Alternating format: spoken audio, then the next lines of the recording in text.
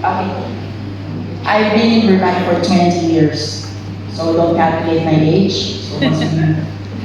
And with CFC for 3 years. So you may be asking what was I doing in the last 17 years, the gap between my 20 years and the 3 years in CFC. I could not even remember actually. But most of the time I was just busy earning money, being OFW.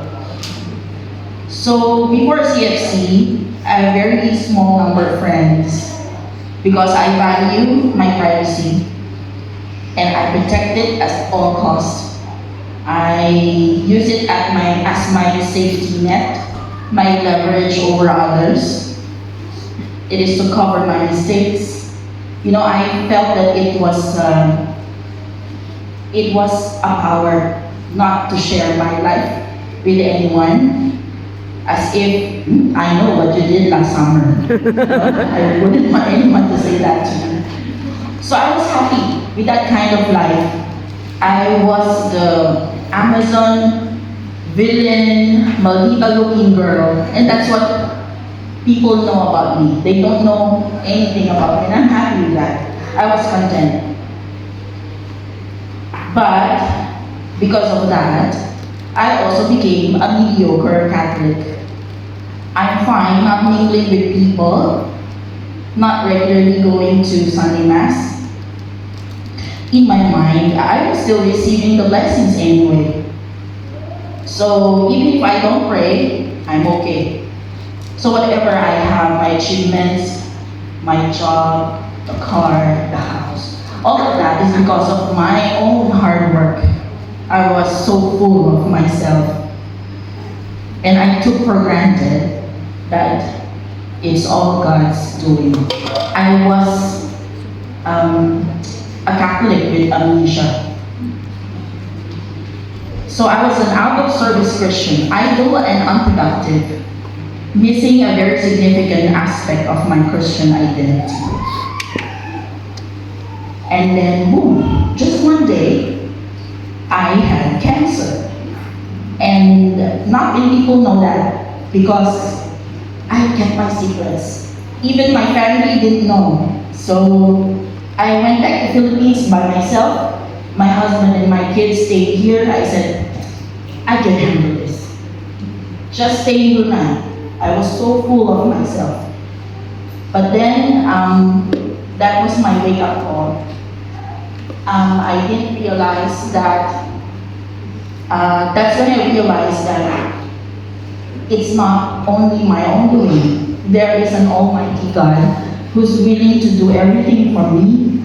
I was empty. And with that emptiness, God filled it up.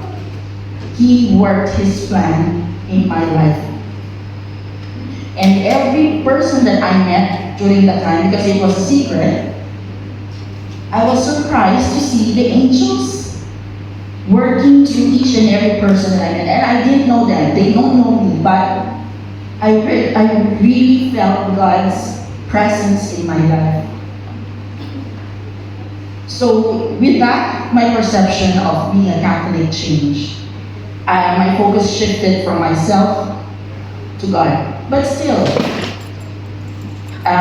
Satan is very strong in me. My oppression is very strong.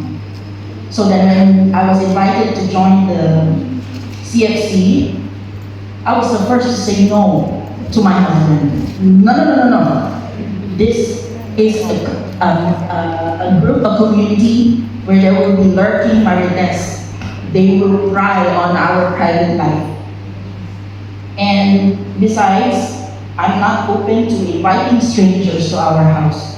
Basically, I don't know how to cook.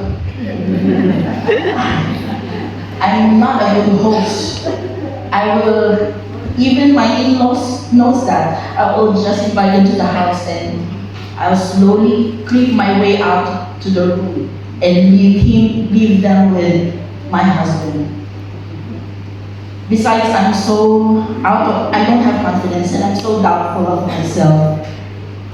But then my husband said, did you want to have more friends in KB? our children, we invite our children's classmates to their birthday parties without even knowing their parents. So that actually sparked my interest. So I said, more. So anyway, that was the God's way of creeping into my life. But then, from then on, we were assigned to be facilitators in the CLP. And I was saying, no, again. I don't know how to do tongues. This is time consuming. There will be 8 Saturdays of our free time to be given to these people. But then God really works mysteriously in our life. Then I can hear God say, I chose you. Do you want to be the shepherd to others? They needed your help as much as you needed help too. It is a two-way help with each other. So from then, I crept out of my lukewarm faith and stopped being content to just give the bare minimum to God. One day, I went back to the Philippines with my husband and met my aunt and uncle. They said, oh, I saw on Facebook you're already on CFC. And then my husband, being him, proudly said, yes, tita. We are already being household leaders. Then my aunt said, magastos ano? Magastos means you spend a lot, she said. Then I look at my husband. Magastos ba? We are out of budget. Then she continued, there will be non-stop gathering. You will have to open your doors and embrace all the donations and you have to come up with food, budget for activities, and so on and so forth. And at this point, I was already doing mental maths and trembling at the idea of bankruptcy. Then she continued, but God rewards us thousandfold. We couldn't believe it at first, but we were in awe at all the blessings that just came one after another. God promises blessings in our business, thousandfold blessing in our ministry, in our children's studies, and blessing in our workplace. The blessing doesn't come in return just by money. It's with unexplainable joy. So that's an eye-opener to me. We are more blessed to give than to receive. God spoke through them. So whenever I feel that I have to come to an end of my resources or reach my emotional limit or feeling that my spiritual tank is depleted, I recall what my aunt said and pray.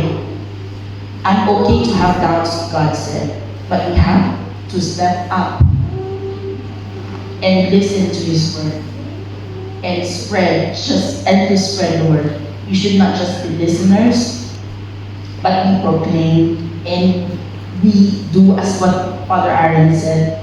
We are not just listeners, we have to do our own in the community. Our Heavenly Father knows our needs. He gives our daily bread. He offers rest to the weary. He is all-knowing, all-powerful, all-gracious. We are weak, but He is strong. We may be running empty, but His well will never run dry. Maybe now we don't see it, especially for those who has just joined the community for the CFC. We may see that money just flows out, but just look at all our elders. They are still serving after how many years, and they are our inspiration. Before I stand in this stage today, I had to face my fears again. But there was this sister that said, If meron 1% in your heart to do the sharing, why not? Then I replied, 1%? So where am I going to get the 99%? And then she replied, hello, come Holy Spirit. So it was a realization again. God uses sisters to really open my eye and take me out from my amnesia stage. And again, that's why I'm thankful for this community, for molding me and joining me in my slow but steady transformation. And as I continuously fight the oppressions every day, I learned that deep and meaningful relationships with our brothers and sisters provide a very sense of belonging to what is bigger than us, which is service to God. This community has formed friendship and ignited fire and broke down barriers by sharing experiences. Unlikely friendships bloom. I wouldn't even imagine being friends with someone who's very outgoing or someone who has salate. Chrome. You know, I didn't imagine that I'll be good friends with them. When we share experiences, we realize that we are not alone. We connect others, especially understanding each and everyone's struggles. We don't have to be perfect to serve. We learn every day as we walk through the challenges. My house doesn't have to be clutter-free or squeaky clean for others to come over. My diction, pronunciation, grammar, and my confidence doesn't have to be on point to relay my message to all of you sisters. It is more important to discern the calling, line up with the Word of God, pursue God's approval and not the approval of others. As I place my trust to God, I witness His provision in many remarkable ways. He provided resources, opportunities, and support when I needed them the most. And in my walk with Christ, I've come to realize that serving God goes far beyond the confines of the church. It can be in many simple ways. Even coming here, sisters, I congratulate all of you to be here. Interestingly, my services are rarely glamorous. They unfold in my everyday way of life. Just this year, my husband and I were asked to be Singles for Christ SPB coordinator.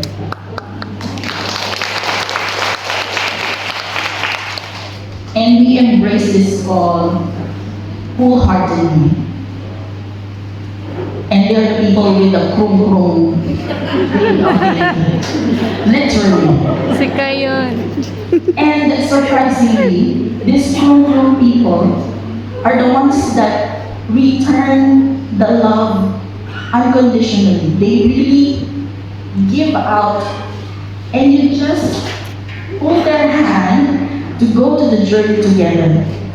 And the reward of joy is unexplainable. So,